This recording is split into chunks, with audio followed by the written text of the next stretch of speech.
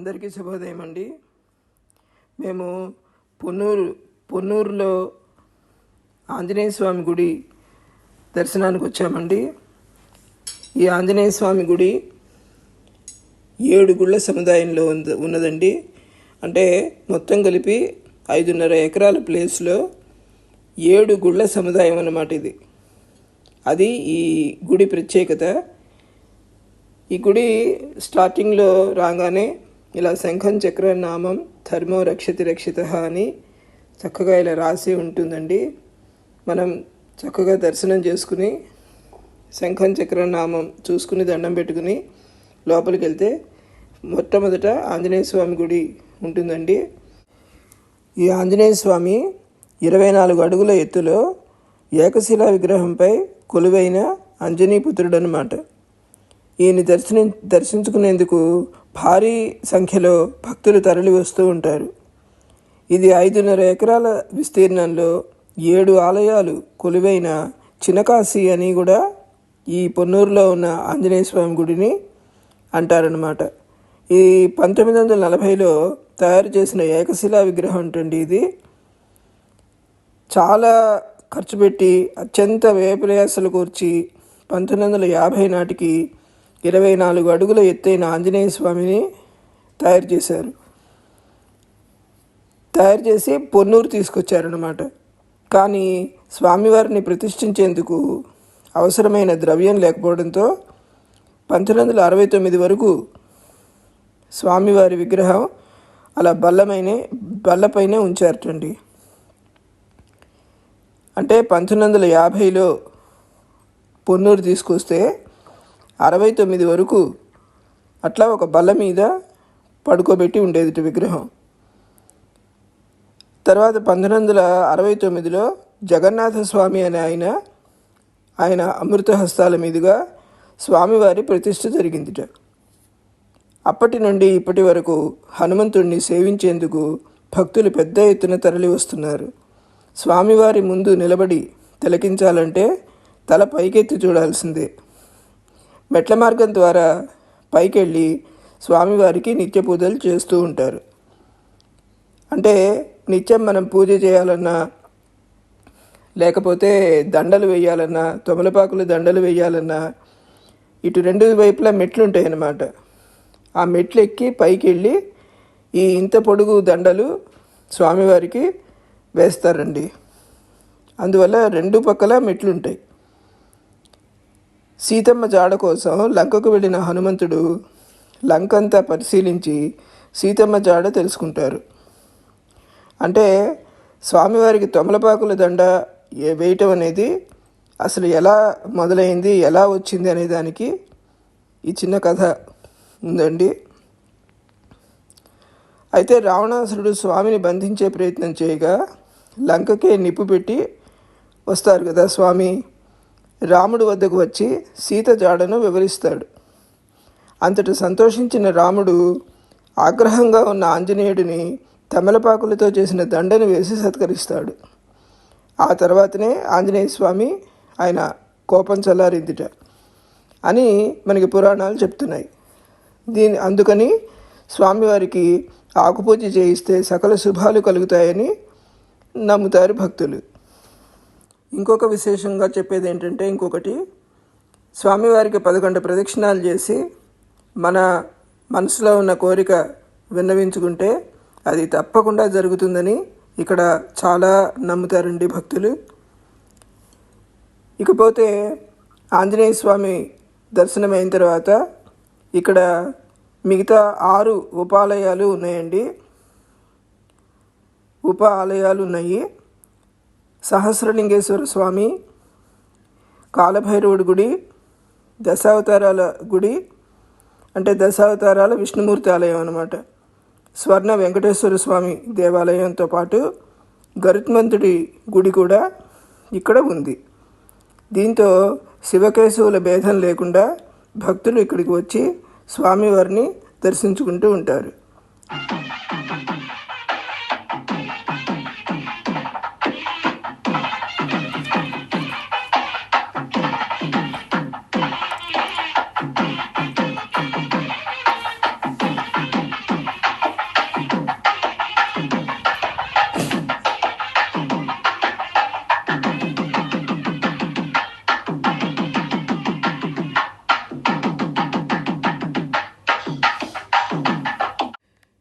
ఇక్కడ ప్రతి గుడికి కూడా అఖండ జ్యోతి మండపం అని ఉన్నదండి.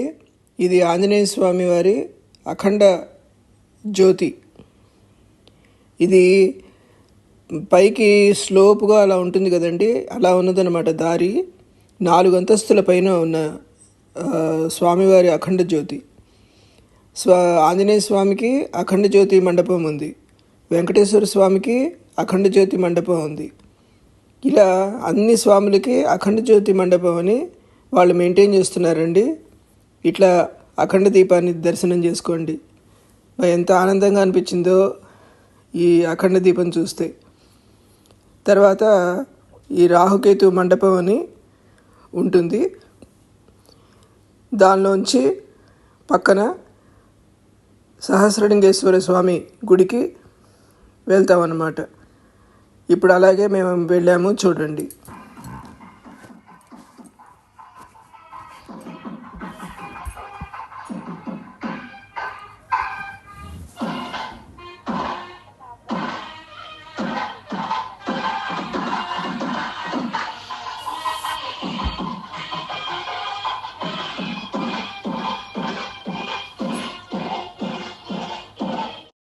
ఈ ఆలయం లోపలికి వెళ్ళంగానే ఎంత పెద్ద నంది చూడండి ఇక్కడ.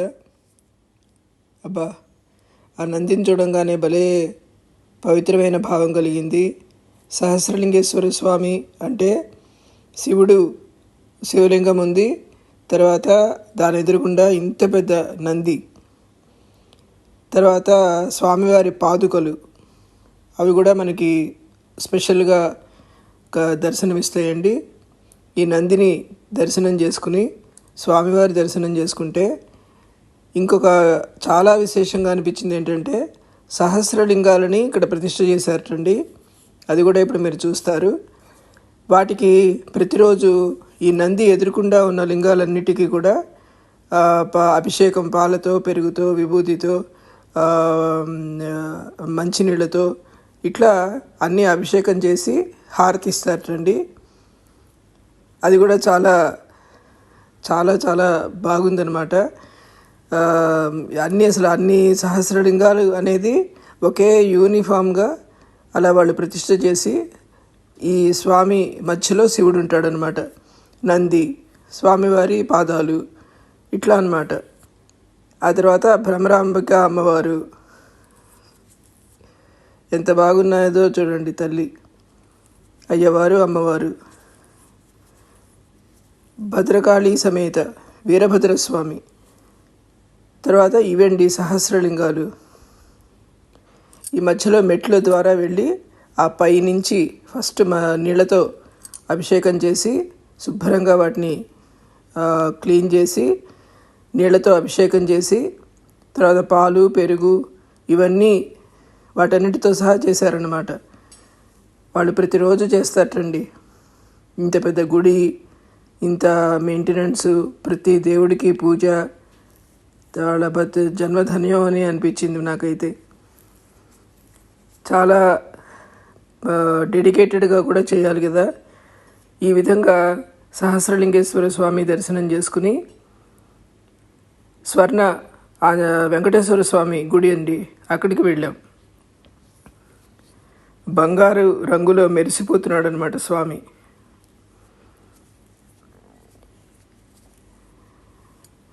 ఈ స్వామి అన్నిటికీ పాలతో, పెరుగుతో అంతా అభిషేకం చేసి ఇంకా నీళ్లతో అభిషేకం చేస్తున్నారు. మేము టైము ఇంకా అయిపోతుందని చెప్పి అక్కడి నుంచి మేము స్వర్ణ వెంకటేశ్వర స్వామి గుడికి వెళ్ళామన్నమాట. స్వామివారు మెరిసిపోతున్నారు. ఆ తర్వాత గరుడు ఆయన 30 అడుగులటండి, 35 అడుగులు స్వామి. ఆ 35 అడుగుల గరుడ స్వామి. అది కూడా నేనైతే ఫస్ట్ టైం చూశానండి. ఇంతవరకు నేను అంత పెద్ద విగ్రహం, గరుడు అంటే గరుడ వాహనం అంటే మనం స్వామివారికి గరుడ వాహనం అని చూస్తాము. బట్ ఇంత ప్రత్యేకంగా ఇంత పెద్ద విగ్రహం ఆయన, ఇది కూడా ఏకశిల విగ్రహం అంటండి. 35 అడుగులు, యాక్చువల్గా 39 అడుగులు ఉండేదిటండి. కాకపోతే ఆయన భుజాల మీద విష్ణుమూర్తి, శ్రీదేవి భూదేవి సమేత విష్ణుమూర్తి ఆ భుజాల మీద కూర్చుని ఉన్నట్టుగా ఉన్నారటండి. కాకపోతే ఈ ప్రతిష్ఠ చేసేటప్పుడు అది ట్రాన్స్పోర్ట్లో తీసుకొచ్చేటప్పుడు కొంచెం ఈ పైన కూర్చున్న ఇవి దెబ్బతిన్నాయిట. అందువల్ల ఆ ప్లేస్లో నాగదేవత ప్రతిష్టలు చేశారు. ఈ బయట అమ్మవారిది అయ్యవారిది వాళ్ళ ముఖాలు ఉంటాయి అన్నమాట గుడి ముందర. ఫస్ట్ అవి దర్శనం చేసుకుని తర్వాత లోపలికి వెళ్తాం గరుడ స్వామి దగ్గరికి.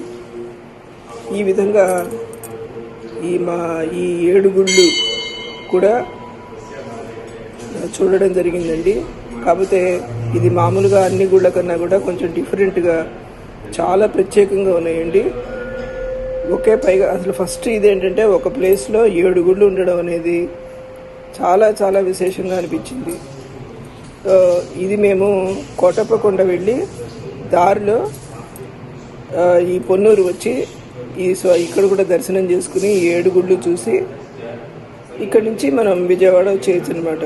అంటే కోటప్పకొండ 102 కిలోమీటర్లు ఉంటుందండి. అక్కడి నుంచి ఒక 30 కిలోమీటర్స్ వచ్చామంటే ఈ పొన్నూరు 35 చెప్పారు. తర్వాత మనకి ఇక్కడి నుంచి దారిలో చూసుకుని విజయవాడ చేయొచ్చు. ఈ విధంగా 2 గుళ్ళు ఒక్కొక్క రోజుకు పెట్టుకుంటే చక్కగా దర్శనం చేసుకుని రావచ్చు. రెండు చాలా మాకు చాలా చాలా బాగా వివరంగా చూసామనిపించింది. చాలా నచ్చినాయి అన్నమాట. అలాగే మీరు కూడా ఎప్పుడైనా ప్లాన్ చేసుకుంటే ఈ 2 గుళ్ళు ఒకసారి ప్లాన్ చేసుకోండి, చక్కగా దర్శనం చేసుకోవచ్చు అన్నమాట. ఈ అభిషేకాలు కూడా చూడండి, ప్రతి దానికి అంటే ఆ పాలతో తడవాలి. వాళ్ళకి అంటే కూర్చుని డైరెక్ట్గా అలా చేసే ఇది లేదు కదా, ఆ మెట్ల మీద ఉండి మొత్తం ప్రతి శివలింగం కూడా పాలు పెరుగు అవన్నీ తడవాలన్నమాట. ఎంత బాగా చేశారోనండి, చాలా బాగా చేశారు. ఇప్పుడు ఇంకా అన్నీ ముందర వస్తాయి. ఈ వీడియోలో నేను ఉన్నవన్నీ చెప్పానండి. మీరు కూడా చూడండి చివరి వరకు. Thank you very much for watching my video. మీ అందరికీ నచ్చినట్లయితే please like and subscribe. Thank you.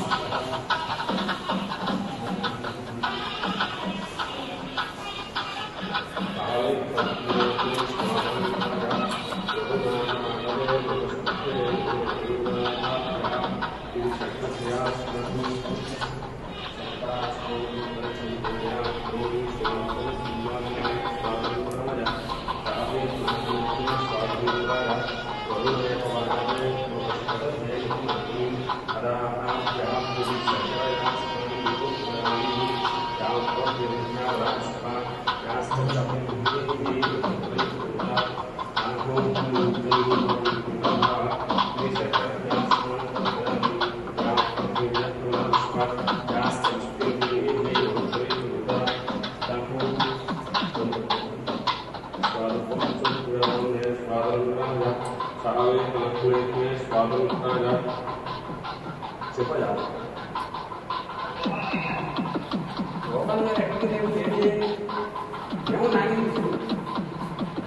నాకేం చెప్పలేదు, నేను చూస్తున్నా ఎవరు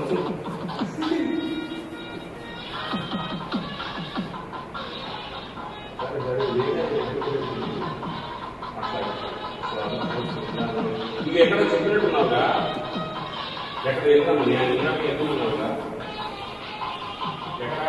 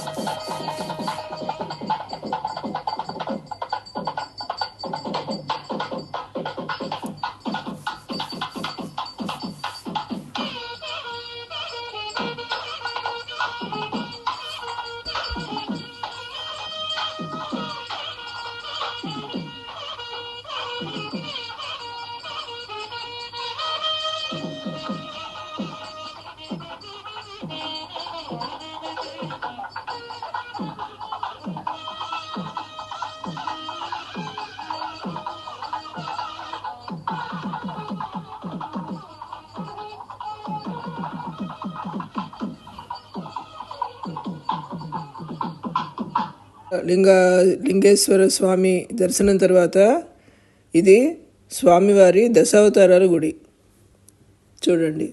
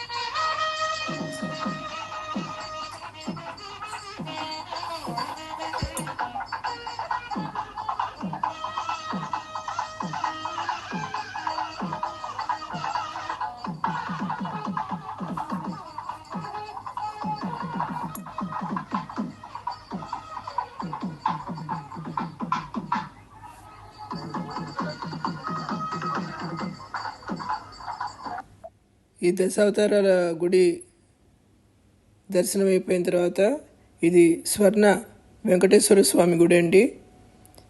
స్వామివారి దర్శనం అయిన తర్వాత గరుత్మంతుడి గుడి అనమాట. ఇవేనండి చెప్పింది. గరుత్మంతుడి భుజాల మీద స్వామివారు అమ్మవార్లు ఇద్దరు శంఖం చక్రం ఇవన్నీ ఉంటాయి కదా, అవన్నీ కూడా ఉంటే ఈ గరుత్మంతుడి విగ్రహం 39 అడుగులు ఉండేదిటండి. ఇప్పుడు 35 అడుగులు అనమాట. ఈ 4 అడుగులు ఈ స్వామివారి ఈ తల, అమ్మవార్లు, శంఖం చక్రం ఇవన్నీ కూడా ఆ గుడి బయట ప్రతిష్ఠించారు. ఇది ధ్వజస్తంభం, ఒక గంట. ఆ గంట కొట్టి ఇక్కడ మన ఆ స్వామివారికి తెలియజేయ స్వామి అని చెప్పి గరుడుడికి కూడా మన కోరికలు చెప్పుకోవచ్చు అనమాట. ఈ గరుత్మంతుడు 35 అడుగులు అనమాట. ఇప్పుడు ఈయన కూడా ఏకశిలా విగ్రహమే. ఈ కాలు ఒకటి 4 అడుగులటండి వెడల్పు. ఆ పంతులు గారు చెప్పారు. ఇంతవరకు మనం ఎప్పుడు ఇలా గరుత్మంతుడిని మేము చూడలేదు. సో చాలా విశేషంగా అనిపించిందండి మాకు. మీ అందరూ కూడా దర్శనం చేసుకుని చక్కగా దండం పెట్టుకోండి.